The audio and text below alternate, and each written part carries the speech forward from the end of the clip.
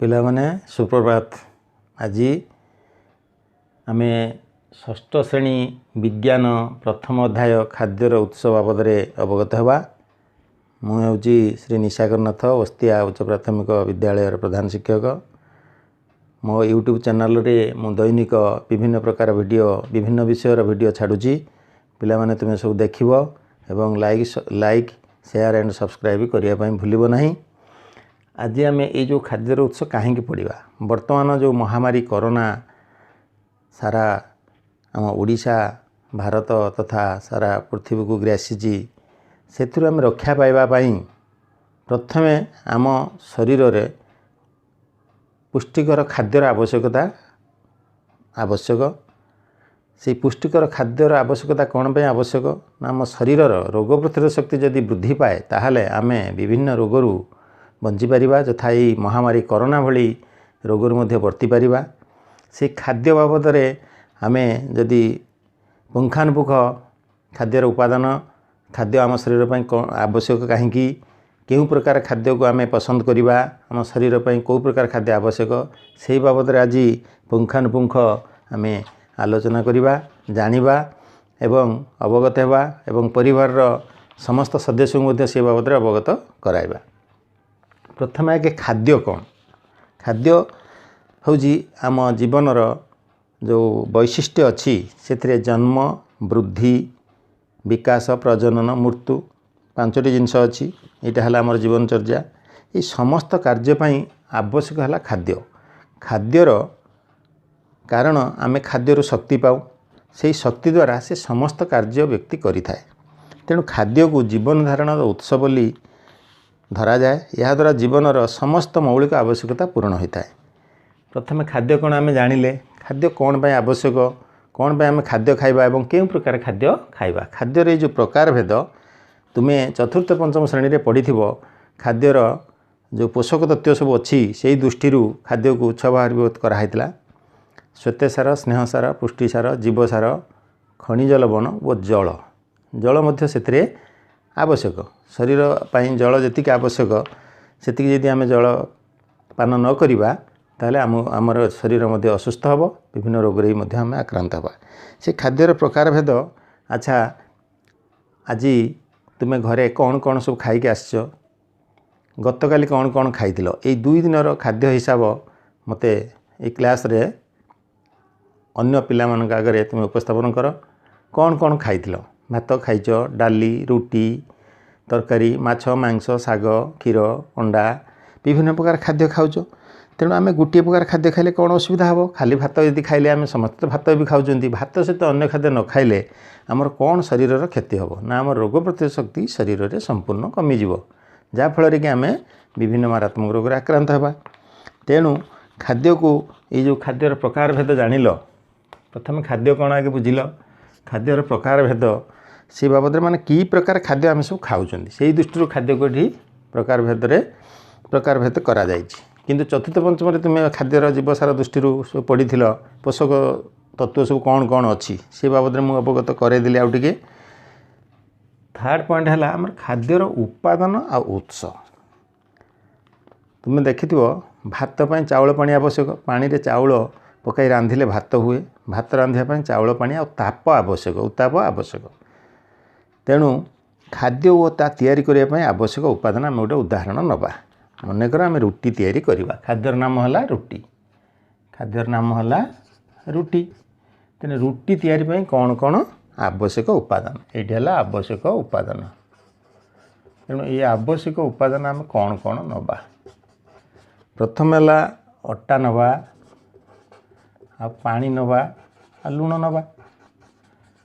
ତେଣୁ ଏଇ ରୁଟି ଖାଦ୍ୟଟାକୁ ତିଆରି କରିବା ପାଇଁ ଏଇ ଉପାଦାନ ଆମେ ସବୁ ଗ୍ରହଣ ନେବା। ଆଉ ଗୋଟେ ଉଦାହରଣ ମୁଁ ଦେଉଛି, ଡାଲମାଟେ ତିଆରି କରିବା। ତା ପାଇଁ କ'ଣ କ'ଣ ଉପାଦାନ ଆମେ ନେବା? ବିଭିନ୍ନ ପରିବା ନେବା, ନଡ଼ିଆ, ଡାଲି, ତେଲ, ଲୁଣ, ପାଣି, ପିଆଜ, ଲଙ୍କା, ହଳଦୀ ଇତ୍ୟାଦି ବିଭିନ୍ନ ପ୍ରକାର ଜିନିଷ ଉପାଦାନ ନେଇ ଆମେ ଡାଲମା ଖାଦ୍ୟଟି ତିଆରି କରିବା। ତେଣୁ ଖାଦ୍ୟର ଉପାଦାନ ଉତ୍ସ କ'ଣ ଜାଣିପାରିଲ? ଉତ୍ସ ଅର୍ଥ ମନେକର ଆମେ ଭାତଟା କେଉଁଠୁ ପାଉଛନ୍ତି?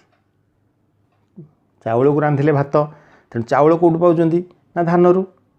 ତେଣୁ ଏଇଟା ହେଲା विभिन्न उत्सरू आम खाद्य सब पाँच उद्भिद ठार पाँच प्राणी ठार पाँच चतुर्थ पॉइंट आसला प्राणी और उद्भिद ठार मिलुवा खाद्य क्यों क्यों खाद्य आम प्राणी ठार पाँच प्रथम जाना गाई ठार क्षीर पाउच कुकुड़ा ठार अंडा पाउच छेली ठार मांस पाउच यही खाद्य आम सब प्राणी ठार पाँच एवं उद्भिद ठार मिलुवा खाद्य कौ कौ खाद्य आम उद्भिद ठार पाँच नड़िया पाउच डाली पाउच तेल विभिन्न मसला आउ पियाज लंका हलदी जहाँ आउ विभिन्न प्रकार पनीपरिया विभिन्न प्रकार फल यह को आम उद्भिद ठार पाँच तेणु प्राणी ठार पाउथिबा खाद्य आ उद्भिद ठार मिलुथिबा खाद्यर नाम सब जानिल तापर पॉइंट अच्छी विभिन्न प्रकार ये जो खाद्य और सेगुड़िकर उत्स कौन विभिन्न प्रकार खाद्य गोटे बही रे तुम गोटे चार्ट देती देख सारणी 1.3 जो विभिन्न प्रकार खाद्य सेगुड़िकर उत्स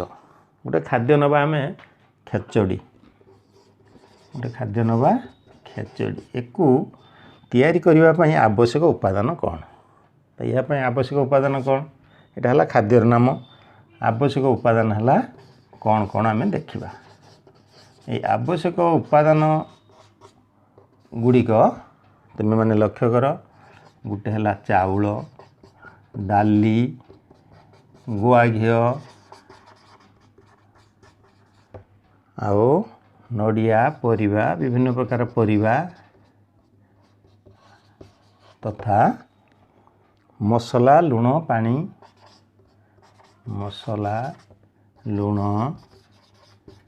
पानी इत्यादि तेणु यही खाद्य उपादान को नहीं आम डालमाटे प्रस्तुत करवा तेणु ये जो विभिन्न प्रकार खाद्य आम प्रस्तुत करवा सेगुड़िकर उत्स गुड़ा किए किए रही युड़िक हेल्ले सेगुड़िकर उत्स माने कौटू आम सब पाँच अच्छा कौटू पाइबा मनकर गुआ घी से प्राणी ठार पाइबा चाउल डाली नड़िया परिबा मसला हलदी गुंड कौटू पाइबा उद्भिद ठार पाइबा तेणु प्राणी उद्भिद ठार मिलु नथिबा उपादान किए ना लुण आउ पानी सेटा प्राणी किंबा उद्भिद ठार आम पाती नाई आउ टिके आम जानिबा ये जो उद्भिद भितर गोटे लता जातीय गछ अच्छी लता जातीय गछ से उद्भिद आ तार व्यवहृत अंश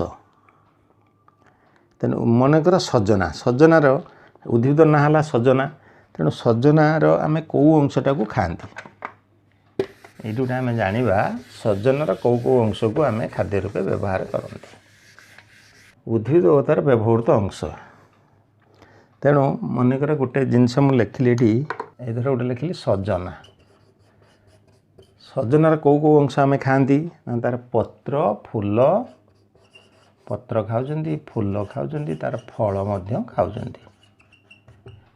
है सजना गला से भाया मूला काकुड़ी पियाज तार विभिन्न अंश अच्छी मनकर मुझे देवी कखारू बोईती कखारूर कौ कौ अंश खाऊँ कौ कौ अंश खाऊँ तार कांडटा को आम भी खाऊँ आ फूल खाऊँ फल खाऊँ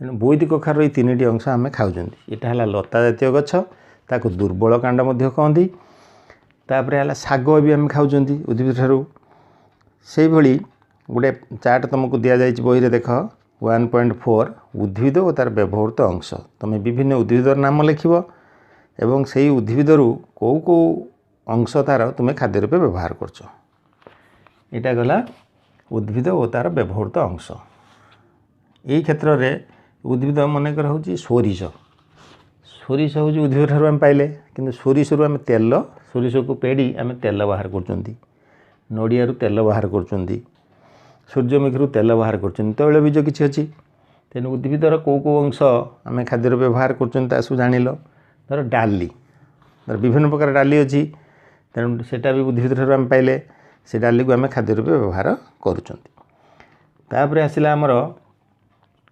अन्य जीव माने कौन खाऊँ अर्थ अन्य जीव माने कौन खाऊँ अर्थ मनकर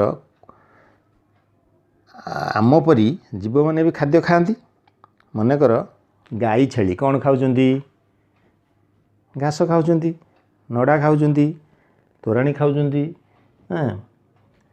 से भली अन्य जीव कौन खाती मनकर ये आसवा आमर प्राणी मान पाखक कुकुर बिलेई आउ कुकुड़ा निश्चय तुम सब देखि से मैंने सब कौन खाती गोटे उदाहरण नवा आम कुकुर सी कौन कौन खाऊ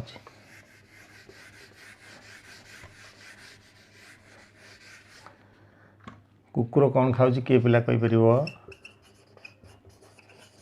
कुकुर सी कौन खाए मांस खाऊँ भात खाऊँ रुटी खाऊँ दूध खाऊँ कुकुर से बेले पारा पारा कौन खाऊँ सी धान मुग बिरी आदि शस्य खाऊँ सिंह कौन खाऊँ सिंह मांस खाऊँ तेणु खाद्य खाइबा दृष्टि प्राणी मानक तीन भाग में विभक्त कराई जीव और से खाद्य किछि जीव अच्छा सी मांसासी किछि अच्छा सी शाकाहारी तेणु ये खाद्य खाइबा दृष्टि प्राणी मानक तीनोटी भाग में विभक्त कराई खाइबा को आधार करी जो मैंने खाली उद्भिद खाइले से माने हेले शाकाहारी से माने हेले शाकाहारी ये खाली उद्भिद खाई बंचिले द्वितीय श्रेणी जीव जी आसिले से माने केवल अन्य प्राणी मानक खाती अर्थ से माने मांसासी से माने हेले मांसासी से माने हेले मांसासी तीन रे हला जो माने उभय उद्भिद खाऊचंती एवं प्राणी को मध्य खाऊचंती से माने हेले सर्वाहारी बा ताकू सर्वभुक मध्य कहती से माने हेले सर्वाहारी तेणु खाद्य खाइबा दृष्टि प्राणी मानक तीन श्रेणी रे विभक्त करा जायछि आउ थरे कहूँ पिला मन टिके नजर कर एक है शाकाहारी जी खाली उद्भिद खाऊचंती मांस द्वितीय श्रेणी प्राणी हेले किए ना मांसासी प्राणी से माने अन्य जीव मानू खाई बंचुंट तृतीय है किए ना सर्वाहारी जे उभय उद्भिद को खाई बंचुची एवं मांसासी अन्य जीव मानू भी खाऊची तेणु से दृष्टि तुमको केतोटा उदाहरण मुझे देवी जरा ठेकुआ ठेकुआ खाली घास खाऊची ठेकुआटा है शाकाहारी मांसासी भितर मनकर सिंह कि बाघ ये केबे शाकाहारी नुहति ये मांसासी अन्य जीव खाई बंचुंट आ सर्वाहारी है किए ना मनीष उभय उद्भिद भी खाऊँ आ प्लस आमिष भी खाऊँ कुकुर भी गोटे सर्वाहारी पिंपुड़ी गोटे भी सर्वाहारी से भली अनेक जीव अछंती तांको आमे विभक्त करवा तीन प्रकार शाकाहारी मांसासी सर्वाहारी ये बुझिपारे पिला माने वर्तमान आम यही जिनस सब प्राणी मानक विभागीकरण आम करदे प्राणी मानक तीन भाग में विभक्त कराला खाद्य खाइबा दृष्टि खाद्य को आधार करी तीन प्राणी मानक तीन प्रकार तीन भाग में विभक्त कले अच्छा वर्तमान ये खाद्यर उत्स बाबद पिला माने किसी धारणा पाइल आम कौन कौन शिखिले आउ थे मुझे तुमको टिके मन पकई दूची आम भिन्न भिन्न खाद्य खाऊँच ये जानिले खाद्यर प्रकार भेद खाद्य मुख्यतः क्या ठारू आम पाँच प्राणी ठारू पाइले आउ उद्भिद ठारू पाइले एक कथा भी आम पढ़िले जानिले तृतीय विभिन्न प्रकार खाद्य प्रस्तुत करने कौन कौन सब उपादान दरकार मुझे उदाहरण देली खेचुड़ी तैयारी करवा डालमा तैयारी करवा कि भात आम प्रस्तुत करवा तापाई कौन कौन सब उपादान आवश्यक से गुड़ा तुम मैंने सब जानिल अच्छा खाद्य अभ्यास अनुसार प्राणी मानक केते भारे विभक्त कराला शाकाहारी मांसासी सर्वाहारी एक कथा तीन श्रेणी रे विभक्त कराला एक कथा जानिल आ कौन से खाद्य प्रस्तुत पर आवश्यक जिनिस को से खाद्यर उपादान कहुए मनकर आम भात पर चाउल गोटे उपादान जल गोटे उपादान ताप गोटे भी उपादान मनीष सर्वाहारी श्रेणी अटे ये सर्वाहारी भितर मनीष कुकुर बिलेई आउ थे मुझे कहूँ यहाँ नजर कर कुकुर बिलेई पिंपुड़ी ये सब जीवे सर्वाहारी यहाँ बेस गुरुत्वपूर्ण अधिकांश समय परीक्षा क्वेश्चन पड़े 5टी सर्वाहारी प्राणीर नाम लेख तेणु आम मनीष सर्वाहारी भितर जावा तेणु आज जो विषयटी पढ़िल षष्ठ श्रेणीर विज्ञान प्रथम अध्याय खाद्यर उत्स ये बाबद अनेक तथ्य सब जानिल एवं यही पुस्तक रे थिबा तार जो अभ्यास कार्यटी को देख से अभ्यास कार्य केतोटी प्रश्न अच्छी। प्रथम प्रश्नटी अच्छी उद्भिदर नाम तार केउं अंश को आम खाद्य रूपे खाऊँ। गोटे देला टमाटो तार कौ अंशटा खाइले फल से कदली तार फल आंब ता मध्य फल नड़िया सेटा भी फल तार कौ अंशर खाइले एटा 1 नंबर प्रश्नर दिखाई सेटा तुम निजे खातार कर जदि कौटी सन्देह हुए पचार। नंबर 2 देख अभ्यास कार्य 2 नंबर तले केते खाद्यर ना दिखाई यथा गोटे केक ये केक तैयारी पई आवश्यक उपादान कौन कौन लिख मैदा दरकार चीनी दरकार क्षीर पानी जहाँ आवश्यक सब लिख बादाम दरकार। अच्छा नंबर 3 देख पोड़ पिठा गोटे तैयारी करने आवश्यक उपादान तुम निजे लिख घरे तुम सब पोड़ पिठा तैयारी होजी तार कौन कौन आवश्यक उपादान ताको तुम लिख। तापर से 3 नंबर आउ गोटे प्रश्न अच्छी उपादान प्राणी ठार मिले कि उद्भिद ठार मिले। मनकर मु गोटे उदाहरण देली सेव सेव गोटे फल ता क्या ठार पाँच उद्भिद ठार मुझे धर अंडा क्या ठार पाँच प्राणी ठार क्षीर क्या ठार पाँच प्राणी ठार। अच्छा नंबर 4 रे अच्छी निम्नोक्त जिनिस मध्य दुईटा पार्थक्य दुईटा सामंजस्य लिख गोटे पाचिला अमृतभंडा गोटे कंचा अमृतभंडा मध्य पार्थक्य दुईटी लिख सामंजस्य दुईटी लिख। 5 नंबर रे दिखाई प्रश्न देख क स्तंभ सहित ख स्तंभर मेलक ये घी क्या ठार पाउच क स्तंभ अच्छी घी महू आचार बड़ी राबिड़ी हालुआ पकुड़ी बिरियानी। डाहाण पटे अच्छी किसी प्रश्न बिरी गछ गहम गछ आखु गछ ताल गछ सोरिष गछ कुकुड़ा गाई मेथी गछ फूल गछ बुट गछ आउ छेली। तेणु घी आम क्या ठार पाँच ना गाई गाई क्षीर दूसरी क्षीर आम घी प्रस्तुत करती। अच्छा नंबर 6 देख पालंग शाग जो जो खाद्य तैयारी उपादान रूप व्यवहार करा जाए ताधर 5टर नाम लेख।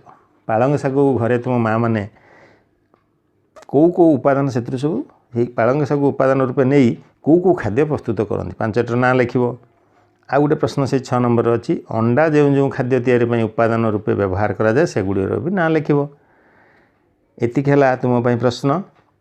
तुम अंचल जदि आज सबू पोक माछी लोप पाइबे तेरे जो जो जीव मान खाद्य संग्रह असुविधा हे ता मध्य 5टर ना लिख। ये अनेक प्रश्न बही अभ्यास कार्य अच्छी समस्त प्रश्नर सूचना मुझे तुमको देदेली आउ खाद्यर उत्स भल भाव में बुझेदेली। तेणु पिला माने तुमे निज खातार बही प्रश्न करने सहित बही आउ किसी जो सारणी दिखाई ताकू पूरण कर समस्त को धन्यवाद। वीडियोटी देखि सारा पर समस्ते लाइक शेयर आउ सब्सक्राइब करने भूलिब नहीं।